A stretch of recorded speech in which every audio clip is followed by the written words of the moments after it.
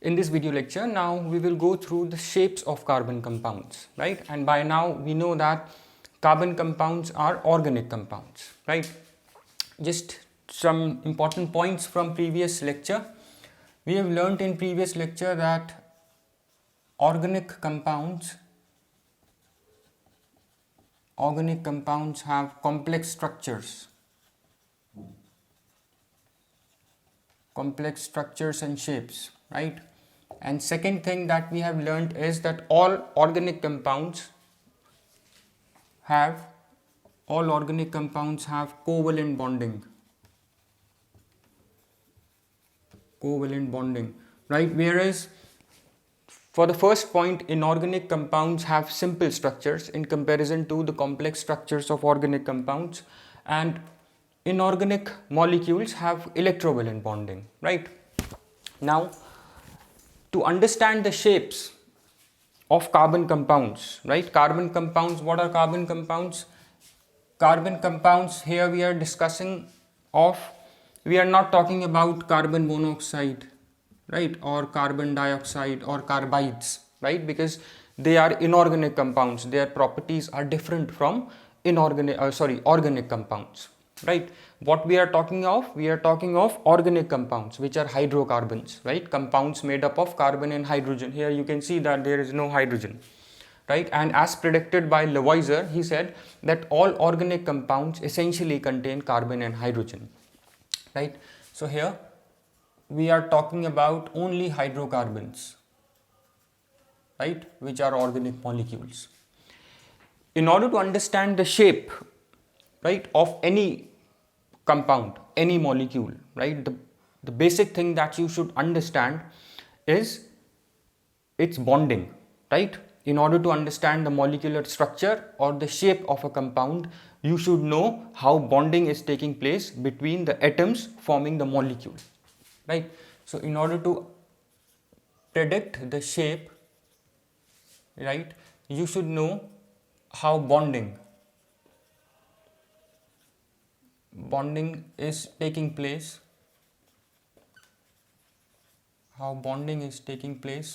right, in the compound, right? Since here we are talking of carbon compounds, so we need to understand how bonding is taking place in carbon, right? We need to understand the bonding, right, how carbon bonds with other elements, right?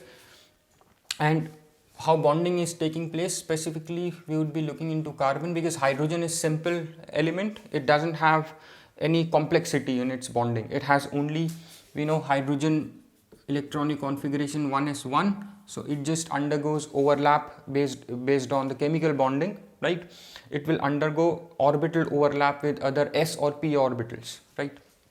So this is simple, right? But in order to understand the shapes of organic molecules, we need to understand the bonding, right? And when we talk about bonding in organic molecules, we need to understand how bonding takes place when there is carbon in the compound, right? Because we will always be having carbon in hydrocarbons, right? So bonding of carbon, right? And this we have done here. I would recommend you to go and watch the concept of hybridization and tetravalent nature of carbon that we have learned in chemical bonding, right? Because that is what is required to understand this. I would be taking that briefly here, but you can watch that video where we have done the bonding of carbon compounds, ethane, ethyne in detail, right? So shape, in order to understand shape, you should know bonding, right? And bonding in carbon compounds is explained based on tetravalence,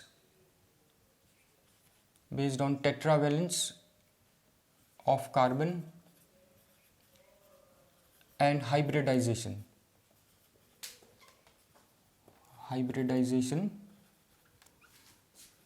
of its s and p orbitals,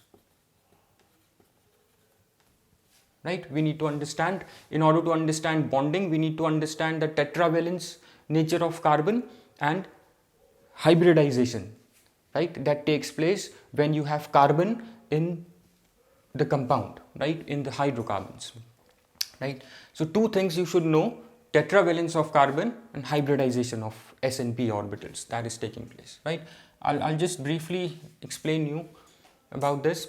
And once you are clear about hybridization, right, hybridization is important because hybridization affects the bond length, the bond strength, the bond angle, right, electronegativity, all these are affected by your hybridization, right. So you should know the hybridized state of carbon in hydrocarbons, right. Once you know the hybridized state of carbon in hydrocarbons, you will get to know the shape, you will get to know its shape, right, and you will get to know how many types of bonds it's forming. By saying how many types of bonds, I mean double bonds, single bonds, right. So those kind of things, right. And in order to understand the tetravalence of carbon and hybridization, we should know this is explained. Actually tetravalence and hybridization is explained based on the electronic configuration of carbon. So tetravalence, I just use the term tetravalence, and hybridization is explained based on electronic configuration of carbon, right. Then there is one more thing that you need to understand. It's pi bonding in carbon. Pi bonding, let's say in carbon compounds. Carbon compounds which are hydrocarbons, right. So these are the things that you should understand to understand shapes or bonding in any organic compound, right. Because in order to understand the physical and chemical properties of any organic molecule, you should know its molecular structure or bonding that is taking place. Once you understand the molecular structure and how bonding is taking place, then you would be able to predict its physical and chemical properties, right. So let's now proceed further. Okay, before this, I'll just take an example. The most simple, I'll just consider the most simple molecule, methane.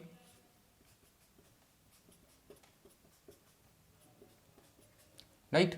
And what is the hybridized state of methane? Hybridized state of carbon in methane, it's sp3 hybridized. Right? And these are sigma bonds. Right? These four are sigma bonds. Right? So carbon is sp3 hybridized. If you know the hybridized state of of carbon atom in organic compound, you know its shape. sp3 hybridization gives tetrahedral shape to the molecule. Right? Similarly, if you take another example, let's take this.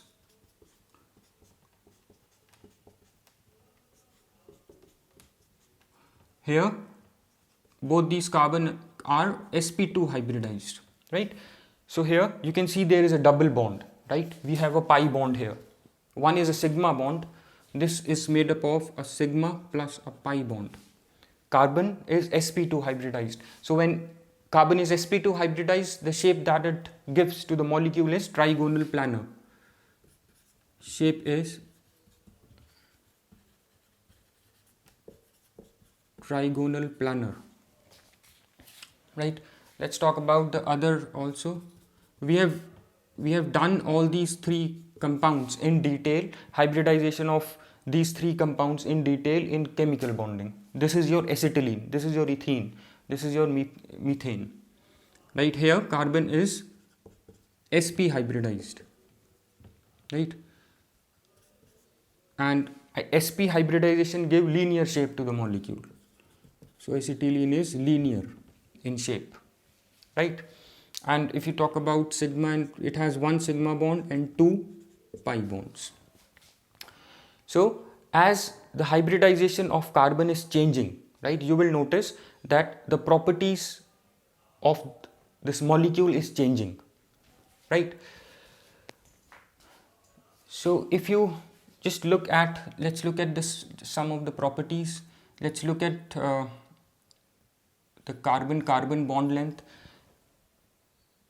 Here you notice one thing, that S character is increasing down, right? Here S character is 50%, right? Here S character is less compared to this. Here in methane S character is less compared to this, right? So as S character increases, right, we know that bond length of carbon here, this is a triple bonded molecule, is minimum, and bond strength is maximum, right? So hybridization affects the bond length, bond enthalpy, right, which is your bond energy, and electronegativity, right, like I've mentioned here, right? Let me just mention over here. Hybridization affects bond length, right, bond energy,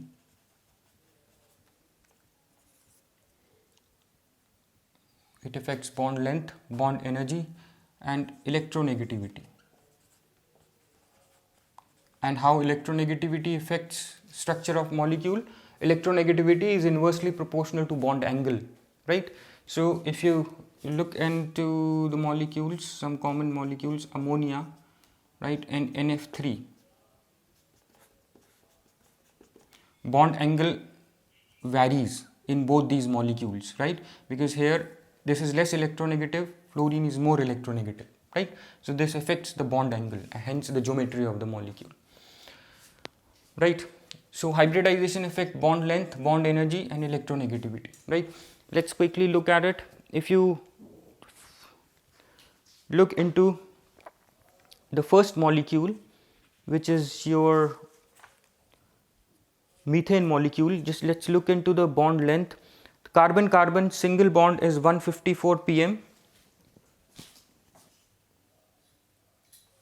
Carbon-carbon bond length is 154 pm. Carbon-hydrogen is 110 pm, right? And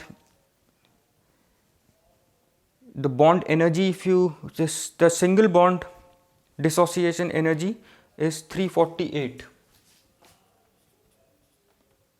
This is 348 kilojoules per mole, right? Here carbon is sp3 hybridized. Now let's look into this molecule, ethene, where carbon is sp2 hybridized.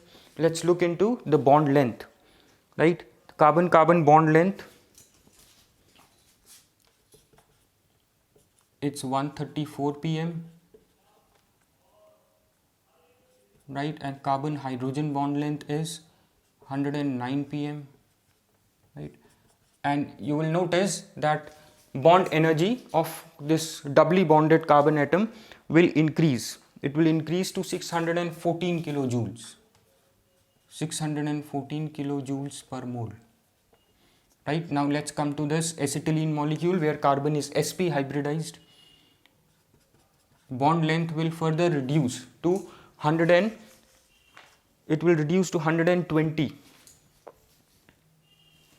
It will reduce to 120 pm, right? And carbon hydrogen will reduce to 108 pm, right? And your bond dissociation energy, it will reach to around 811 kilojoules, 811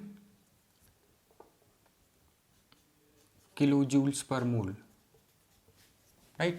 So you can see as the hybridized state of carbon in organic compound is changing, right, your bond length decreases, right? Or what we say is its bond length, bond energy is changing, right? Or if you just look at this trend, as the S character increases, right, the bond strength increases, right? You can see that here you have bond strength is 348, right? Here bond strength is 614, here bond strength is 811.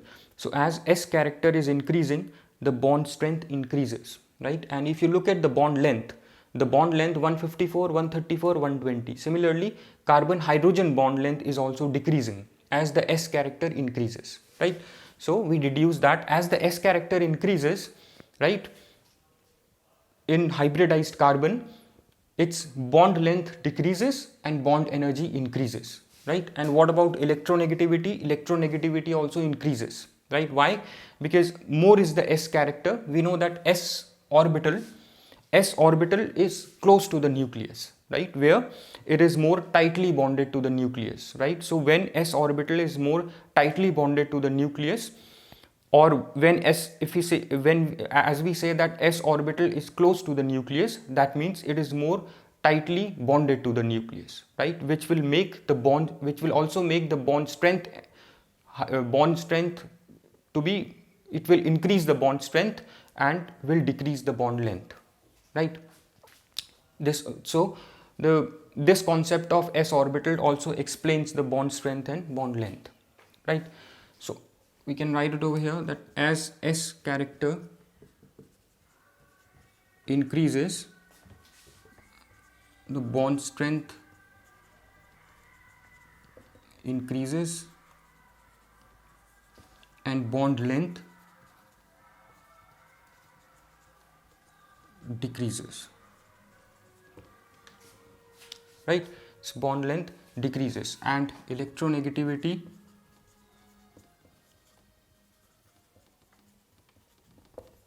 increases, right? And how do we reach at this conclusion? Because S orbital is close to the nucleus, where it is more tightly held by the nucleus, thereby making the bond strength, making the bond stronger, right? So that is why bond strength is increasing and bond length shorter, right? It would be more tightly held by the nucleus. So S orbital is close to the nucleus, right, due to which bond strength increases and bond length decreases. Bond length decreases, right? This point is important, right? There is one more explanation, right? There is one more explanation. We know that S orbital is smaller, right? S orbital is smaller in size, right? So as S character increases, when we talk about hybridization, we say that carbon is sp3 hybridized. Here, when we talk about carbon-carbon bond length, just want to explain this. Here in this methane, you don't have carbon-carbon bond length, but if I take another molecule, ethane, here you have carbon-carbon bond length, right? So all these parameters applies to this ethane molecule as well, right? This is ethane. This is methane, right? So as we say that S orbital is smaller in size, right? So in hybridization, sp3, sp2, sp, right? Here S character increases, right? S character increases down, right? So as S character increases, right, we know that the size of S orbital is smaller, right? So as S character increases, since the size of the S orbital is smaller, so the size of the orbital also decreases, right? So here, if you go down the group, size of orbital, when we say orbital, we mean sp3 orbital, sp3, sp2, sp orbital, right? Size of orbital decreases, right? Since the size of orbital is decreasing, you have a smaller orbital now. So the bonding that you see here, right, bonding, when we say this is sp3 hybridized, we mean that two sp3 hybridized orbital are interacting, right? So as you come down, here you have sp2 hybrid orbitals that are interacting. In acetylene, you have sp hybrid orbitals that are interacting. So here the size of the orbitals is going down, right? And since size of the orbital is smaller, so you have the bond length also decreases due to small size of the orbital, small size of the hybrid orbital, right? Here you have sp hybridization, so we know that sp hybrid orbital is smallest, right, because of maximum s character, and s orbital is smaller in size, which makes the s orbital smallest, right? So since the orbital that is forming bond here is smallest, it will make the bond length small, right? It will decrease the bond length, right? So that is why here if you see, the carbon has sp hybrid orbital, right, which is smallest in size. That is why bond length, that is carbon carbon bond length, is smallest, and carbon hydrogen bond length is also smallest.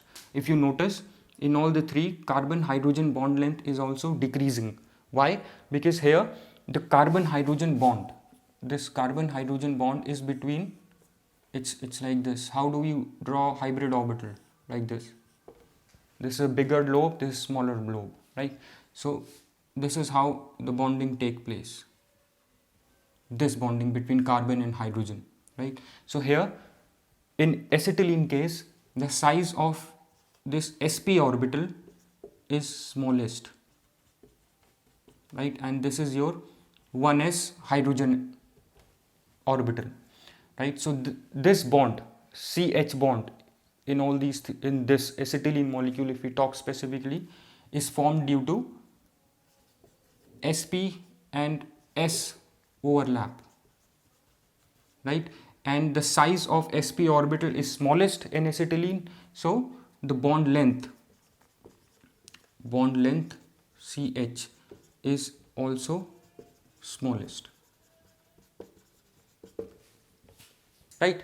This is important to understand the size of orbital, hybridized orbital, and it decreases as the s character increases, right? And as the s character increases, why it decreases? Because the size of s orbital is small, right? I hope this is clear.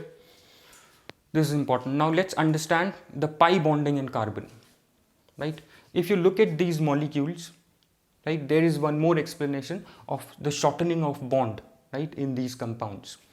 If you look at these molecules, ethene and ethine, like ethene and, or we also call it as acetylene, right, the bond length decreases, right, and we have more and more pi bond. Here we have one pi bond, here we have two pi bonds. So as pi bond is increasing, the bond length is also decreasing, right? Why? Because if you look at this, you have carbon atom, you have 3 sp orbital, it's like this.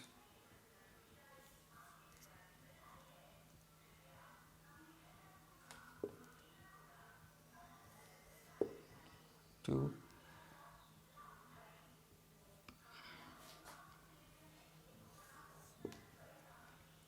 Right? This is one carbon and this is another carbon. How bonding, what I'm explaining is how bonding is taking place between these two carbon. Here, this is your, again, sp2 hybrid orbital, right? Then you have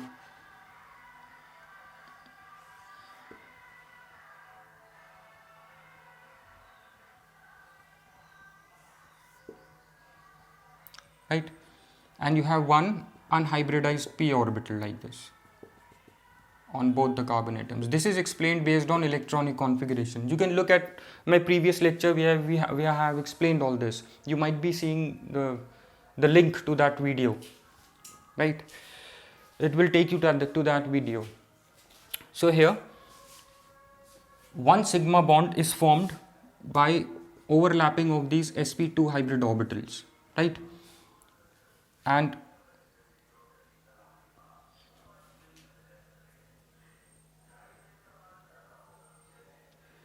and you have one pi bond, right? One pi bond is formed by sidewise. We know that how pi bond gets formed. Pi bond is formed by sidewise overlapping of orbitals, right? Like this, sidewise overlapping of orbitals. So this is your unhybridized p orbital, right? So this is your one sigma bond, right? One sigma bond, and let's see how the formation of pi bond takes place. This is your pi bond, right? These p orbitals will undergo sidewise overlapping, right, to form a pi bond. Since in sidewise overlapping is less, right? So overlapping is less, which will make this pi bond weaker, right? That is why pi bond is weaker. But if you look at this bond, this is a sigma bond. The sigma bond is formed by head-on overlapping of these sp2 hybrid orbitals. Due to this head-on overlapping is more, right? So the bond is stronger. But here, due to sidewise overlapping is less. That makes the bond weaker, right? And one thing, since this is a weaker bond, right, due to the presence of this weaker bond in this ethene molecule, this molecule is reactive, right? Because this is a weaker bond, it is easily attacked by reagents, right? Since it is easily attacked by the reagents, so that makes this ethene molecule more reactive, right? So presence of pi bond makes this molecule more reactive. Now, since we have an additional pi bond, right? Since we have an additional pi bond in comparison to ethane and methane, this additional bond will bring these atoms more closer together, right? There is more force of attraction between these two carbon atoms, right? That will bring these two atoms more close to one another. That will again add to the shortening of bond. That is why bond is still smaller compared to this methane on ethane molecule, right? So presence of pi bond explains two important things. One is the shortening of bond. It explains three things. I'll just take the third thing.